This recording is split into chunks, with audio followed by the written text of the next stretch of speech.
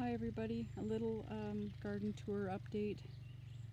We got out here Friday afternoon about an hour after quite a major storm had gone over and dumped a good amount of hail. There were big drifts of I don't want to say snowbanks, but there were hail banks everywhere still when we got out here. And you do the walk of your stomach and your feet out to the garden to see how much damage, and based on how much hail was laying around, I was kind of happily surprised that there wasn't worse damage. I'll just give you a little, everything's well perforated. Here's my beets. As you can see, the leaves are, they're all mangled. I've already removed about 40 leaves to do another batch of beet leaf cabbage rolls, and I took some of the worst ones, and they taste just as good. They're just not pretty. Here's my scallions. Everything is pushed down and knocked over, and now the little white marks are starting to show up where they got hit by the hail. And just nothing looks pretty anymore. It was all just perfect, and the only ones that are standing up straight are the multipliers that were given to me by a neighbor out here. All the other ones have been knocked over. And so a question to you all is, will that affect their development, or will they just send up new tops? Because I know a lot of people will push the tops over to induce the dying off and the maturing of onions. So I'm hoping that this will not have done that prematurely. You see all the little white marks? That's where every hailstone hit. They were about the size of a pea. We got out here. Here's my sugar beets.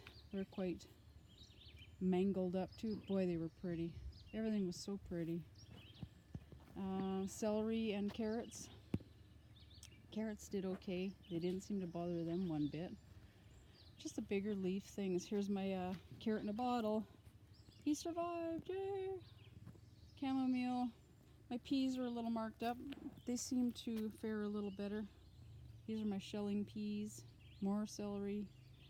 Some of the bigger kales really got beat up. You see my hand here? Yeah, they're just shredded wheat.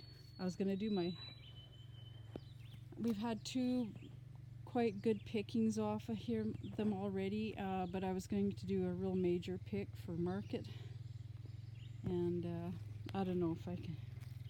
They're just not pretty looking. They're all kind of pockmarked. I mean, see the white spots? Every little white speck is a hailstone. And the beans, oh boy. Yeah, they took a beating. They look pretty awful now. Charred, beat up. This turnip. Let me see if I can get my shadow figured out here. Get down in here. Can you see the turnip bottom? There it is. That was actually out of the kale seed. This red Russian.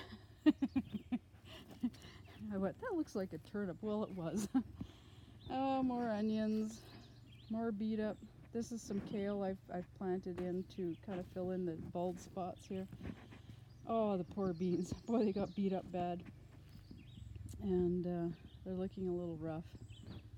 So I planted a few more dinosaur kale here and there. It's all going on sale. All that big stuff I started from seed, but this is from a garden center. Look at those poor beans.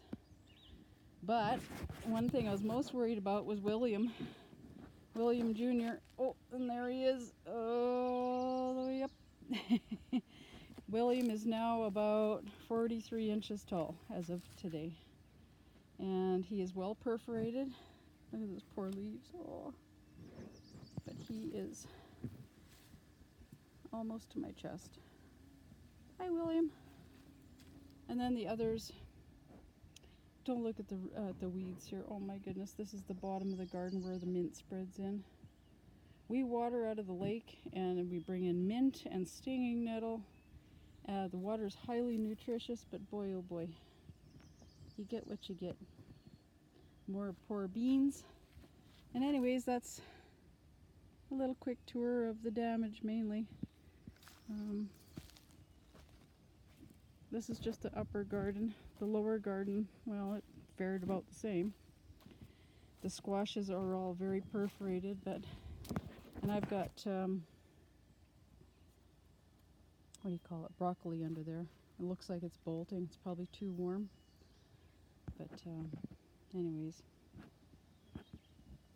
I have to protect it from the cabbage worms. So again, another trade-off.